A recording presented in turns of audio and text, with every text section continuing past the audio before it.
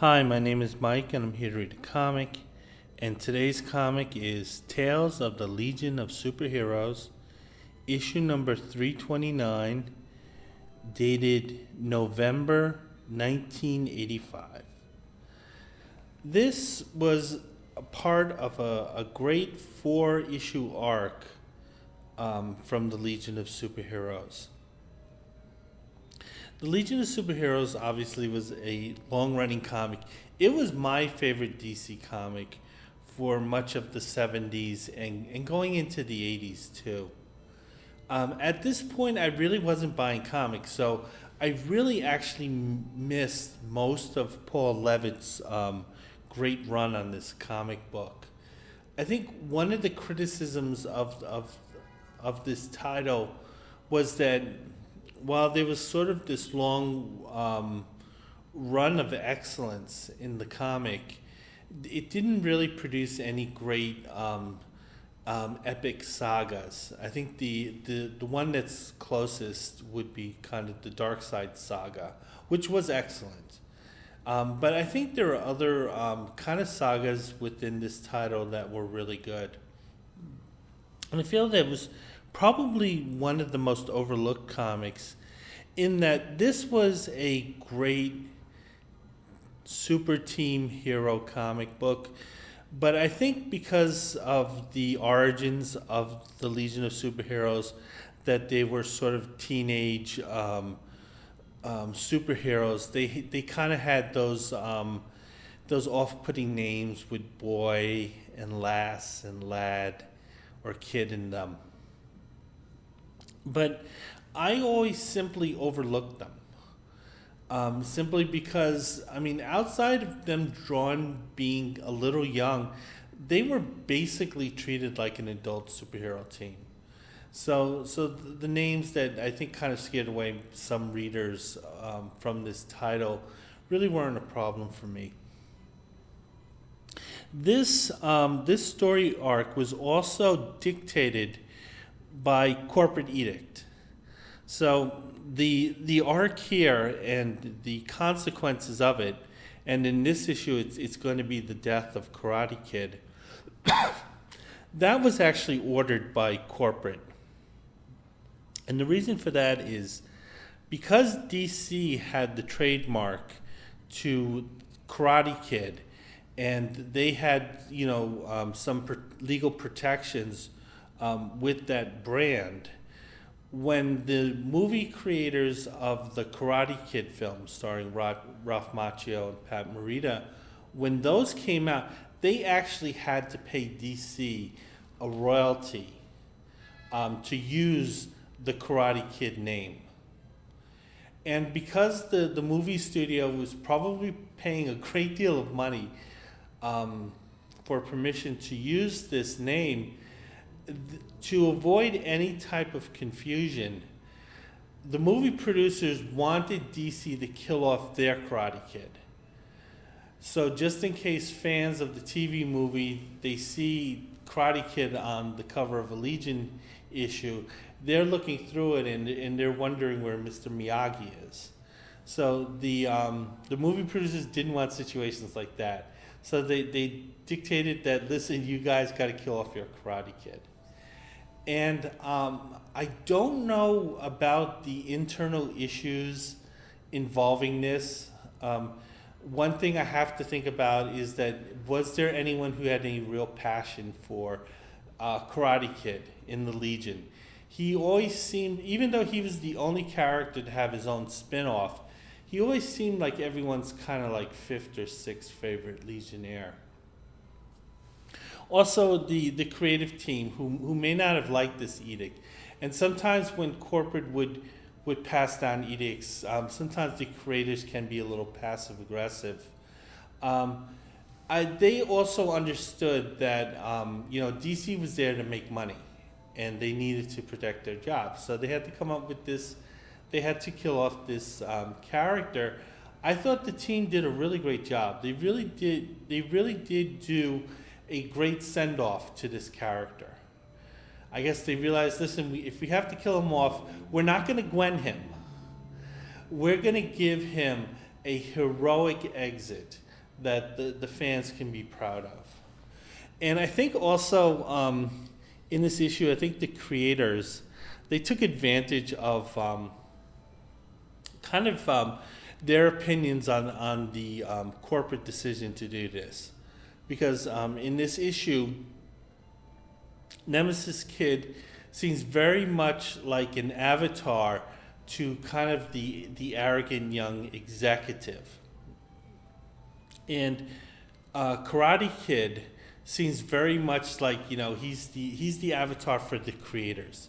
He's the one being sacrificed because, in the creator's mind, they're always the ones who have to sacrifice, for the desires of, the corporate aspect of the business.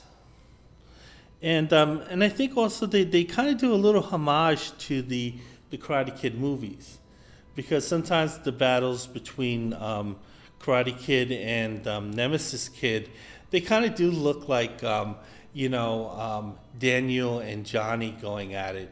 But this is the version where Johnny wins. So we're going to take a look at the cover. The cover is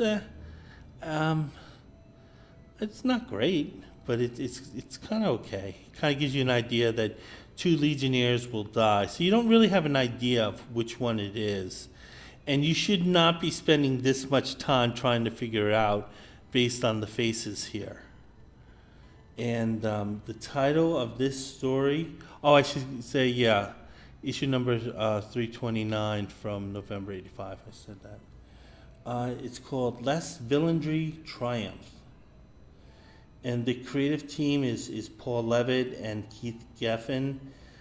Keith Geffen sadly passed away, I think about a year ago.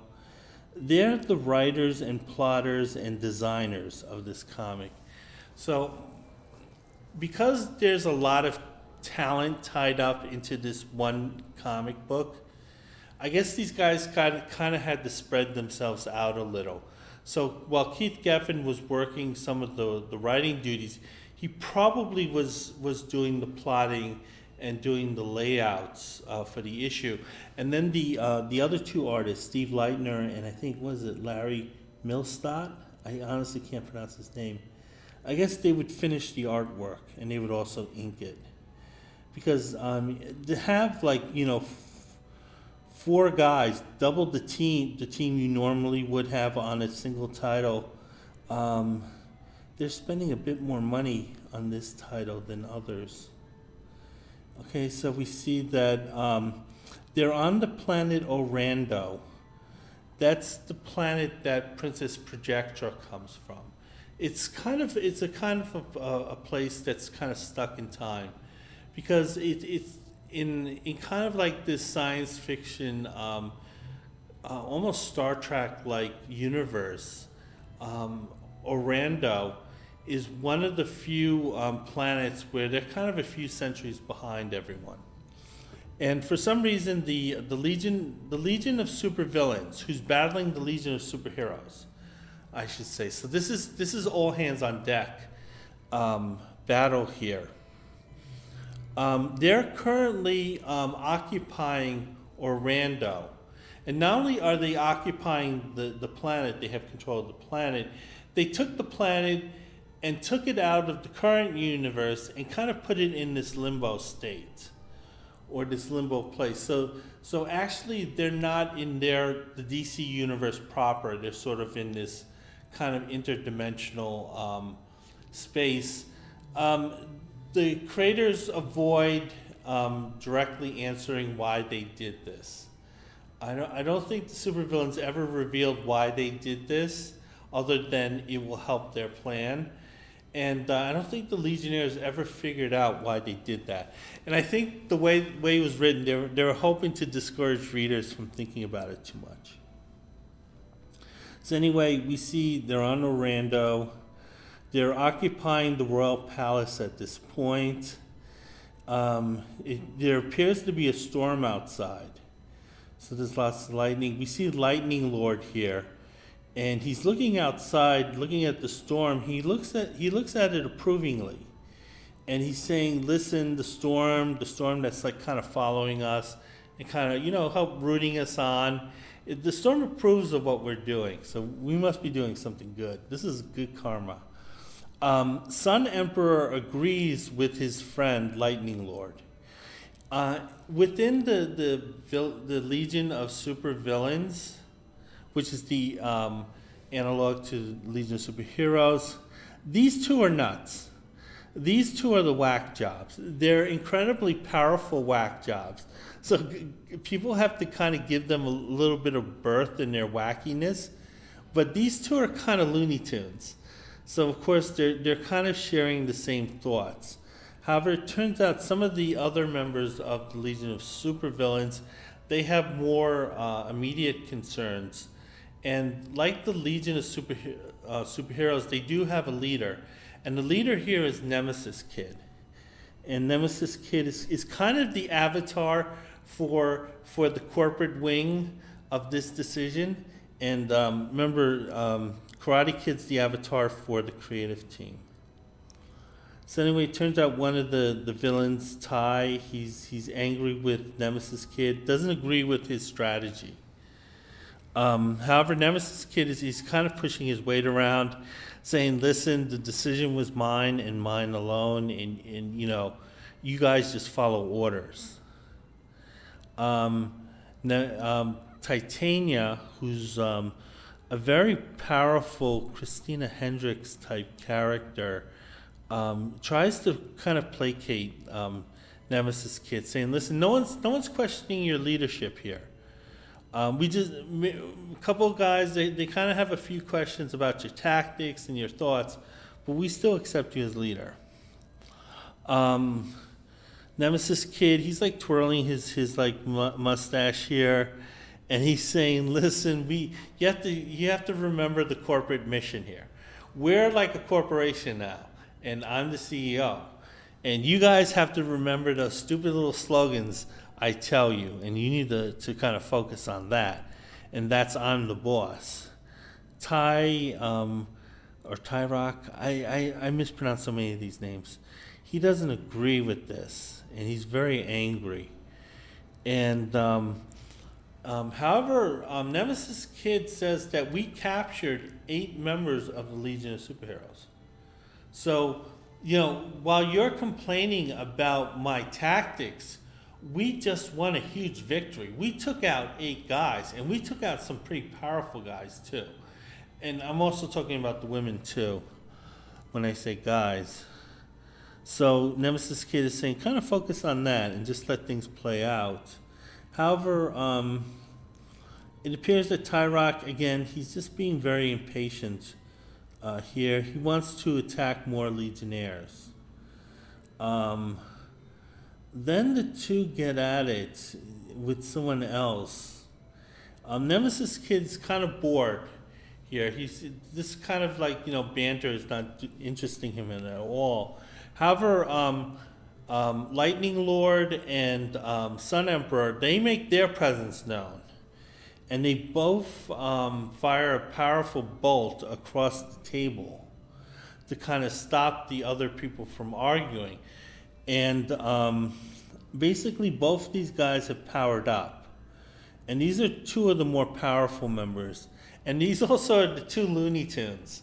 So no one really wants to kind of directly engage these or confront these 2 guys. So they're making it clear, listen, stop your arguing. Nemesis Kid's doing great. We're just going to follow the plan. And just keep your eye on the prize. Nemesis Kid thanks his colleagues there, his crazy colleagues there, and he's saying, listen, I still have plans. They're very evil, and they will play out. And however, Nemesis Kid is okay with some of the members who are a little restless and they want to take on some of the Legionnaires. He's okay with them leaving to do that. So he tells Tyrock that, listen, hey, if you want to go hunting for Legionnaires, do it. That's fine with me. And he does so, and he takes a few other members with him. So some of the impatient members are going with Ty. then we go back to the DC universe proper. So this is where, and currently some of the members of the Legionnaires are they're occupying the space that Orlando used to be. Since I had mentioned that Orlando has been taken to another dimension. And the reason they care about this is, one, they want to know where this planet went. Two, the planet is where Princess Projectra came from. So that alone will have interest for them. Also, they know the other Legionnaires that they're looking for, they were on that planet. So presumably when the planet, went poof, their friends went poof too. So they're trying to figure out what's happening. And who's there is Sunboy.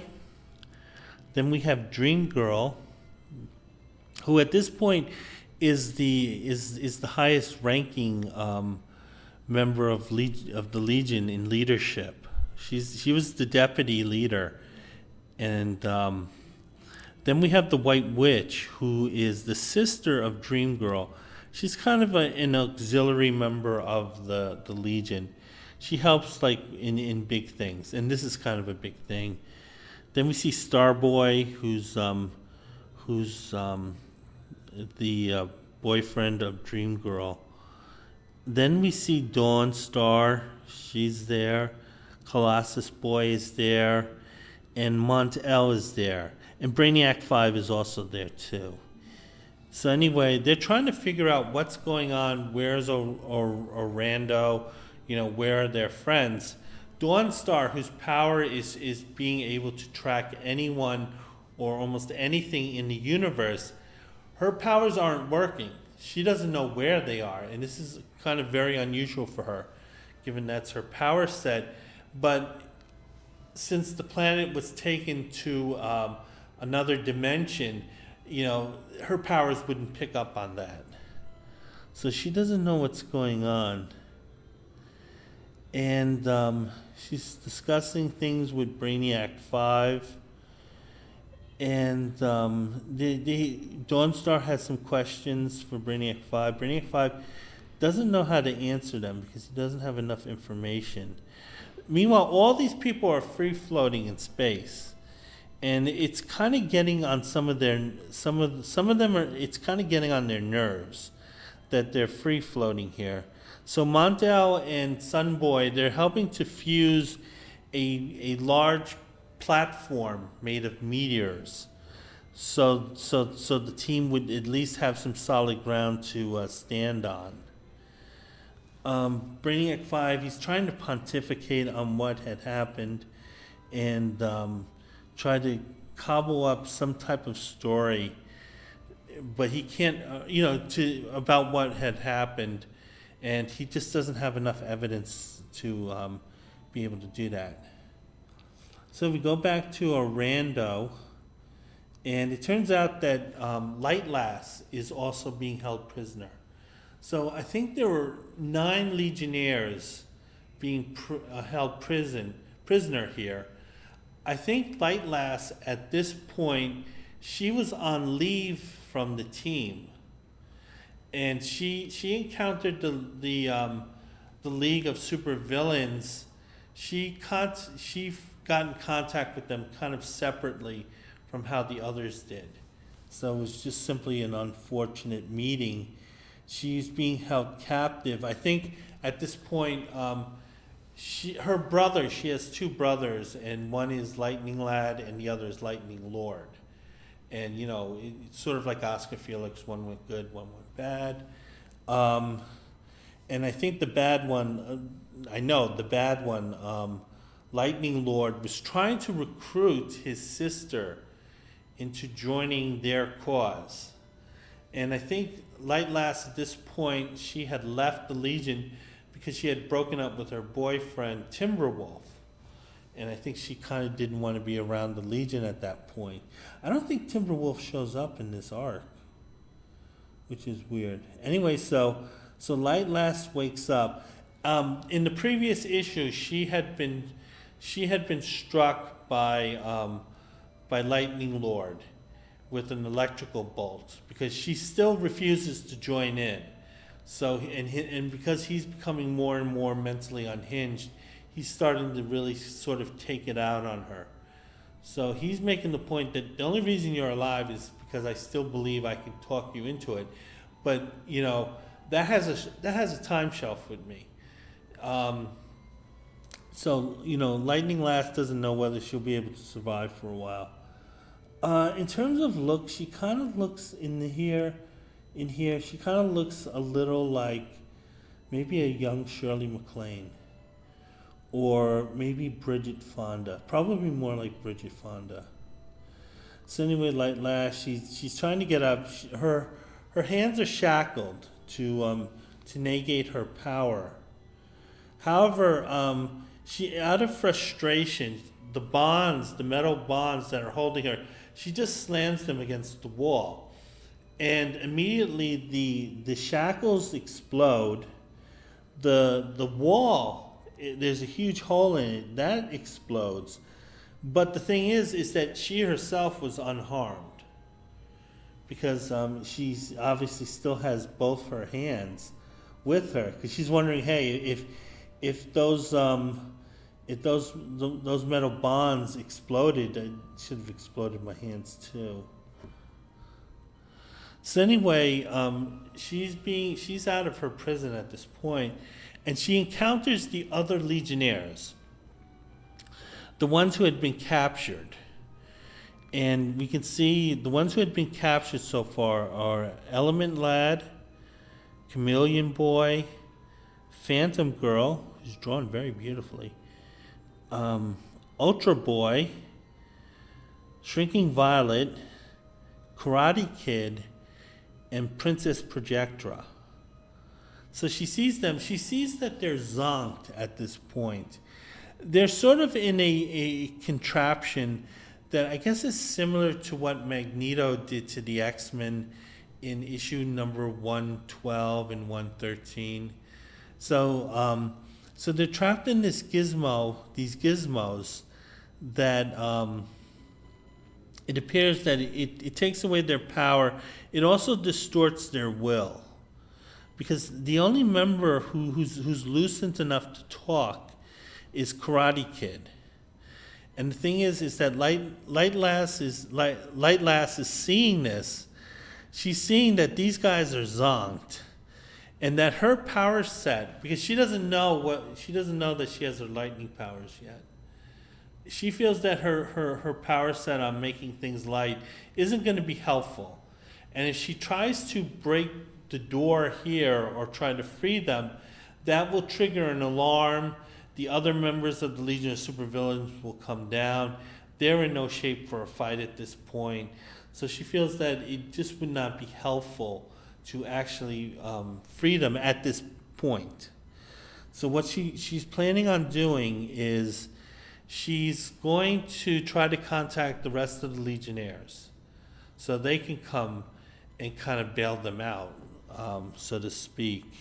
But the thing is, she's saying that, listen, if I'm not successful in doing that, I'll come back and I'll try to free you guys, and we'll try to see just what happens at that point. Karate Kid initially says yes to this, but then he realizes that this is very atypical of him.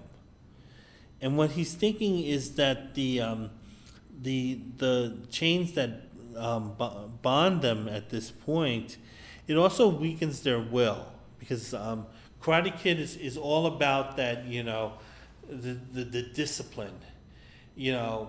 He's just super karate guy, super disciplined, mind over matter stuff. So this is sort of atypical thinking from him. And he realizes this, and he tries to break free of the machine. And again, this is kind of a callback to the Wolverine breaking the chains in X-Men 111. So he's going through this. It's also kind of a throwback to Storm when she was picking the locks in X-Men number 113.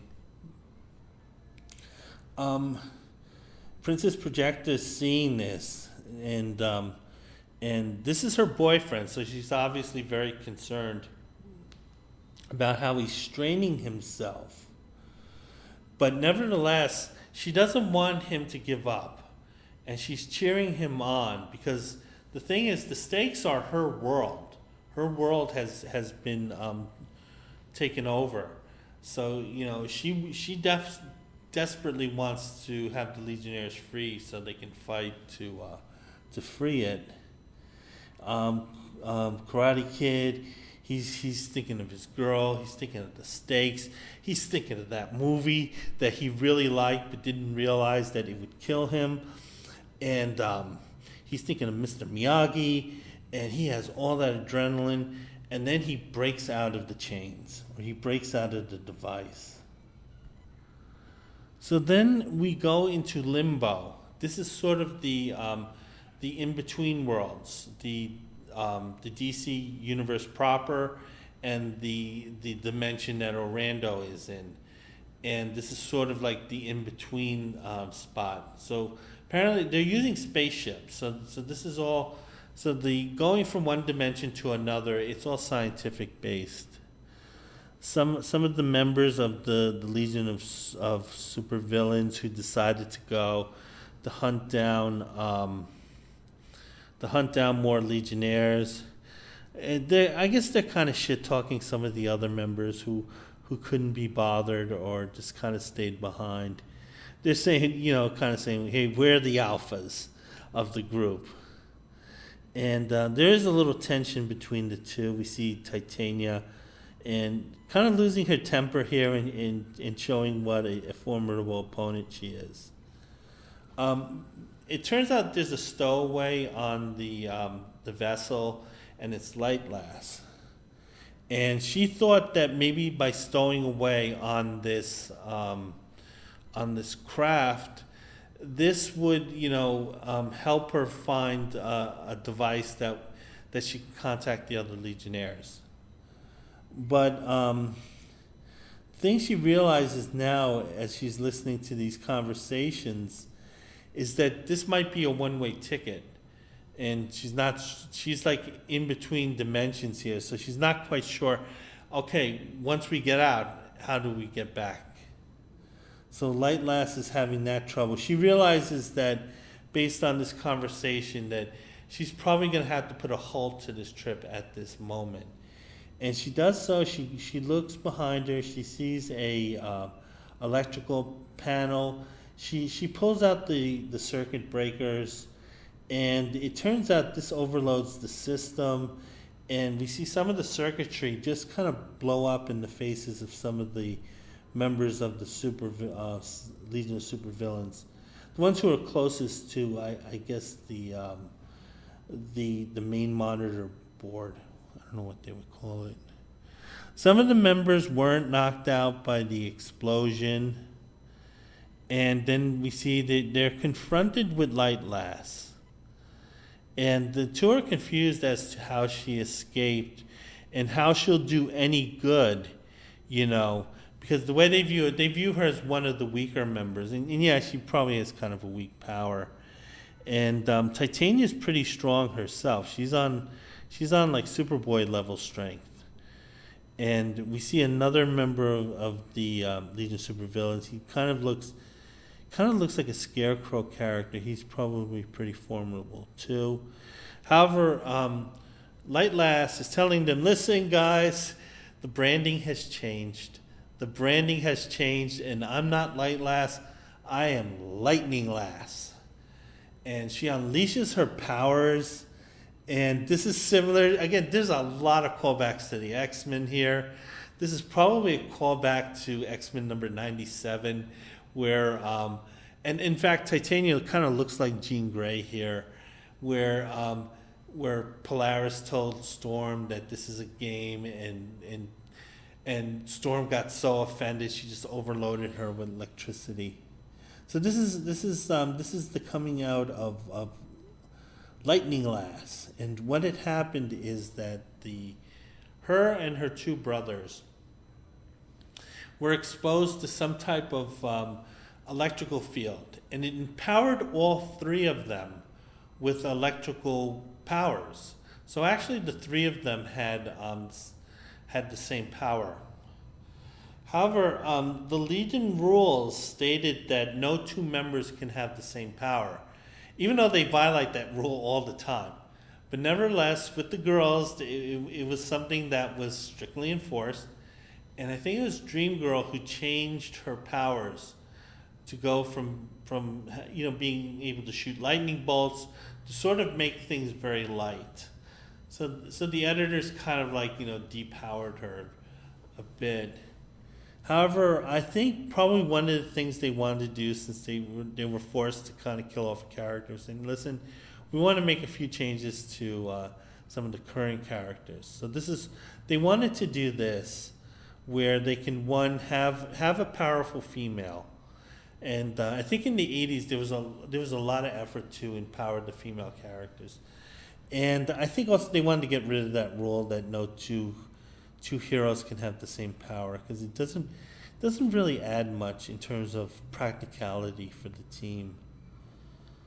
Obviously, it was done because they didn't want too many heroes with redundant powers. So anyway, Light Lass, she's really impressed with herself because she knocked out this entire garrison here. She doesn't know where her powers came from. It could have been when she broke the shackles, or it could have been when her brother kind of almost electrocuted her. But nevertheless, she's happy that she has her original powers back, and she kept them. She didn't allow anyone to turn her back into kind of the let's make everything light girl. Okay, so Light Lass, she has a dilemma because she checked the control board, and it turns out she doesn't understand how forward works. So the thing is, she's reluctant to go forward because she doesn't know what dimension she'll end up with, or what dimension she'll end up in. However, it does have a reverse. So she's able to kind of reverse engineer it so she can go back to a rando. And that's what she's doing here. So she figures that, with her improved power set and the fact that she knocked off at least about 6 members of theirs, that, she can go back and she can kind of rescue the other members of the Legion. Okay, so we go back to DC Universe proper. But rather than being in the space where Orlando used to be, we're on Earth. This apparently is a really big deal with the United Planets here. And it turns out that Cosmic Boy, he's sort of the senior member in headquarters. So he's been left with headquarters duty. So he's the only one there. So he's sort of manning the Legion headquarters. However, he is getting help. He requested help from the Legion of Substitute Heroes. And that's a group of heroes that their powers were kind of too lame to be a part of the Legion of Superheroes. And they kind of set up their own club. However, it still must have hurt these guys. Because you figure, one, a member of the Legion is actually dating one of their members. So this is probably why he was able to get these guys, because he probably deals with these guys more than anyone else, since he's always picking up his girlfriend, who's I think Night Lady, if I remember correctly, and she has superpowers, but her superpowers only work at night, and the Legion didn't want her simply because of the nature of her on-off switch. But nevertheless, Cosmic Boy liked her, and they continued dating even after her rejection. See other members of the Legion of Substitute Heroes like Polar Boy, there's Fire Breath, a few others. They brought back some of the other members, like the retired members, like Bouncing Boy and Dual Damsel. There's also the Legion Academy, where they're training replacement Legionnaires, because some of the members of the Legionnaires, they come from planets where everyone has this power. So it's with the Legion in terms of their who they take. There's sort of like a first mover advantage. If you're the first person on your planet who, applies to the Legion, you can shut out everyone else from the planet from joining. So I guess they figure at some point some of the guys, they might age out. The freaking Cosmic Boy might be aging out. So apparently he has a relative who's wearing his suit. By the way, Cosmic Boy is the only superhero character who wore pink. Coolly. This is the only pink outfit that has ever looked good in comic book history, in my opinion.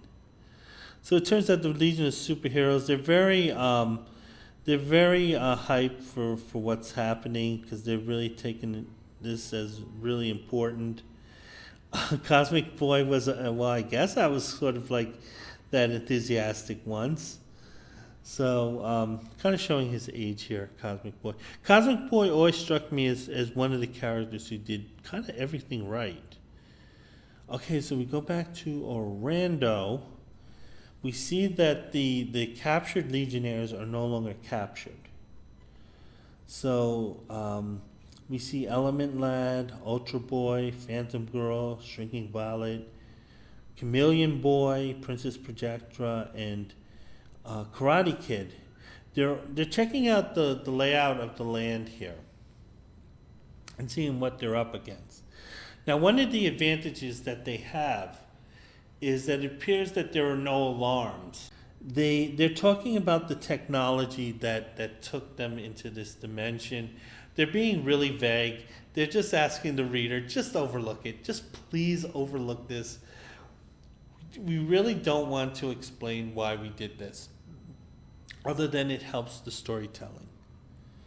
So anyway, it turns out the Legionnaires, they figure out that if they knock out these satellites that are above them, they can end this sort of interdimensional transport, and they can get back to the DC universe proper, along with the rest of the planet and its citizens.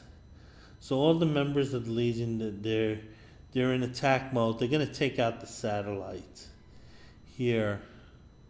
However, it turns out as the members are flying toward the satellite, Karate Kid sees one individual on the castle ground, and he recognizes the individual, and he says, listen, I have a personal score to settle, and I'm going to take care of this issue. And it's with Nemesis Kid. And I believe what happened is the two were actually introduced at the same time. I'm not sure what issue of Adventures Comics, but they were both accepted as members of the Legionnaire. But what was happening was that there was sabotage at the headquarters, and the Legion was trying to figure out who it was. And they initially thought it was Karate Kid, who was the traitor. But then it turned out it was Nemesis Kid who was the traitor. And I think he had gotten away, but he was gloating to the members of the Legion that I'm the one who betrayed you. So ever since then, the two, Karate Kid and Nemesis Kid, they had a rivalry, because it's kind of personal, because one tried to kind of set up the other as a traitor. And this is a guy who values honor, so he's going to take a stunt like that very personal. We see, again, I think of this as the corporate exec versus the creator. And we see Nemesis Kid, he's just being very evil, he's being very calculating, he's being very selfish. He's definitely playing the evil, heartless corporate executive. And we see Karate Kid again. He's the creator. He's the creative mind, behind what the corporation is doing in terms of the product. So he's kind of like the avatar for the artist and the writers at DC. We're still on Orlando, but we're actually above. So as Karate Kid and Nemesis Kid are fighting it on the ground, the other members of the Legion, they're in the air. They're attacking the satellite. They feel that they can get to this thing pretty easily. However, they encounter resistance. And it turns out that whatever Element Lad had planned, it was being negated by Cosmic King. Because Cosmic King mentions that the two of them had never met, but he expects this to be a great fight. So then Element Lad, he's thinking, hey, it's just him. So all us guys, we'll just gang up on him and attack. However, it turns out the other members of the Legion of Supervillains, they come out. So this is a full-on fight with them, and the Legionnaires, they kind of notice that they're outnumbered at this point, and the advantage that they thought they had, they didn't have. Princess Projectra, she actually leaves the battle theater here. She doesn't see any advantage to fighting these members of the Legion of Superheroes, because she's worried about Karate Kid, her like boyfriend, fiance. In her defense, helping Karate Kid is just as helpful as fighting these guys right here and there. So really, she's just doing a lateral move. So I'm not gonna like call her out on leaving the other members. And also, there's a few powerhouses there, like Element Lad and Ultra Boy. So anyway, we go back to the ground. We see Nemesis Kid, we see Karate Kid. They're fighting. They're going toe to toe.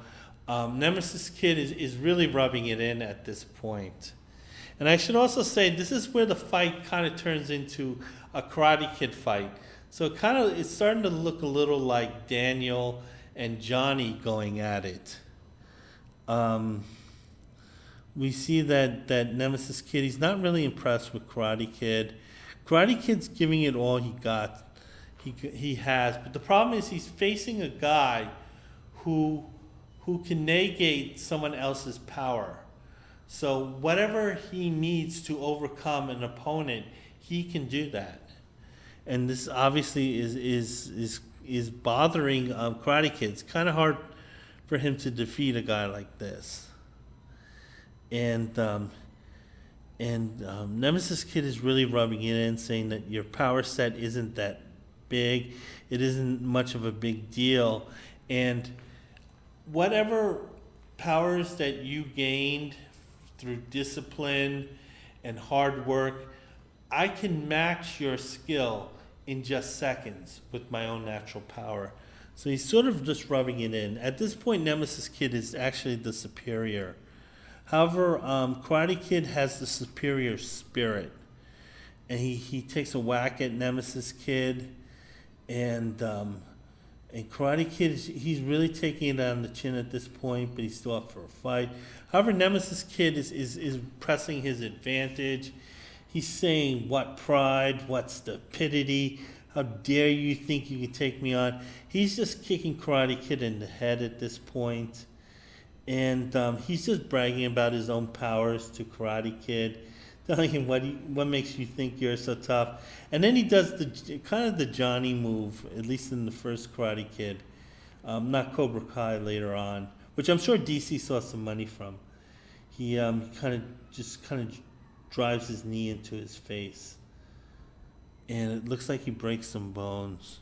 However, above, there's a real fight, because the other members of the Legion of Supervillains, they're taking on the previously captured Legionnaires.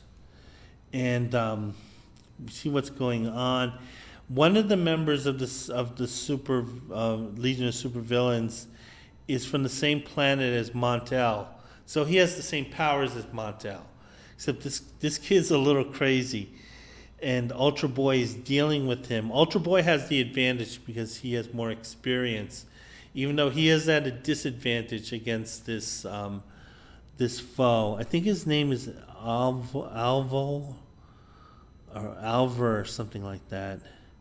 Anyway, it seems like Ultra Boy has the advantage, and he's about to counterattack once again. However, Alvo uses his heat vision to stop Ultra Boy. Ultra Boy has three powerful powers, but he can only use them one at a time.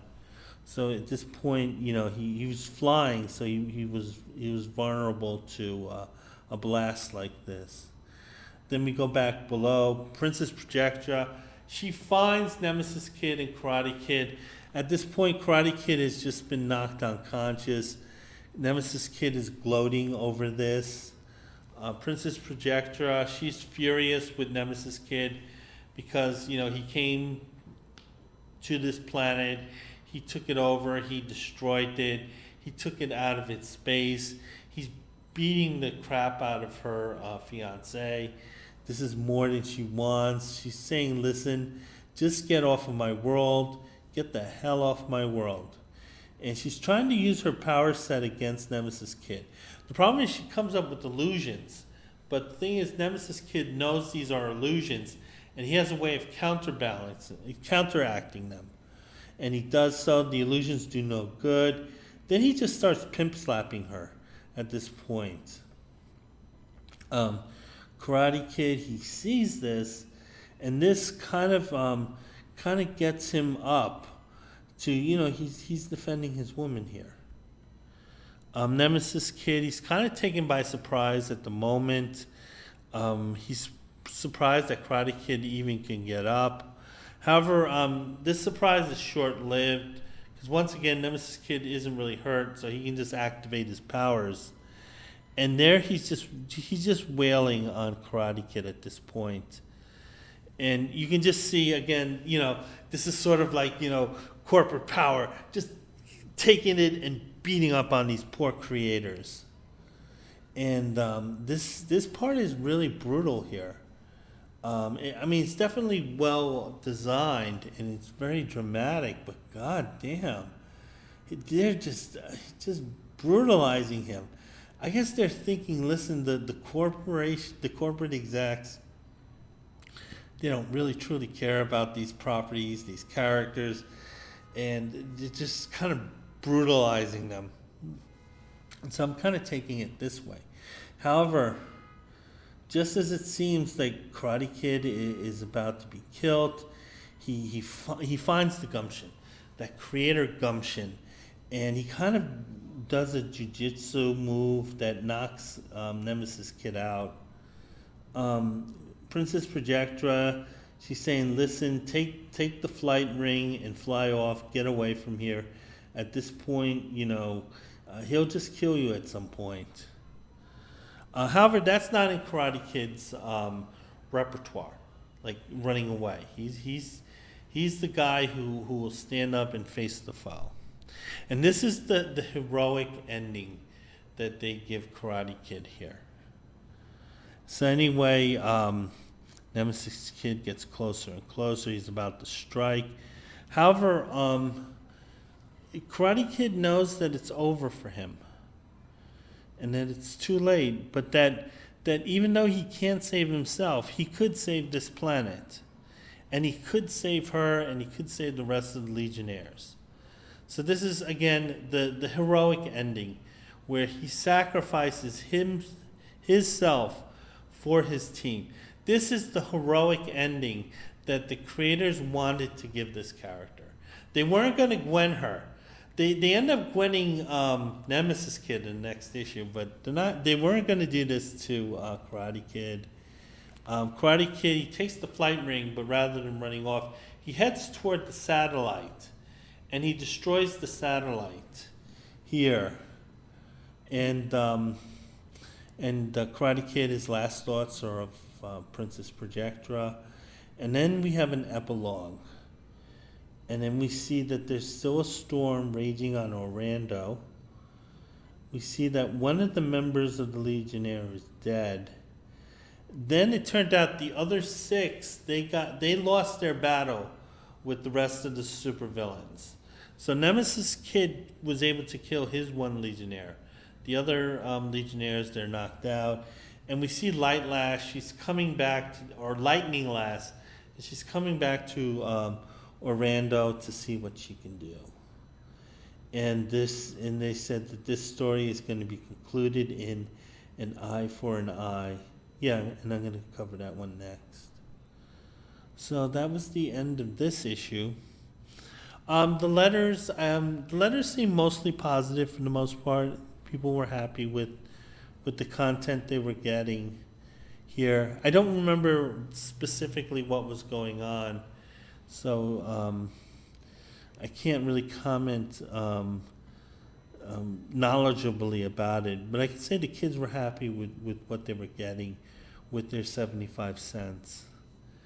And that's it. And that is my review of Tales of the Legion of Superheroes, issues number 329. And I'll have the conclusion up soon. Bye.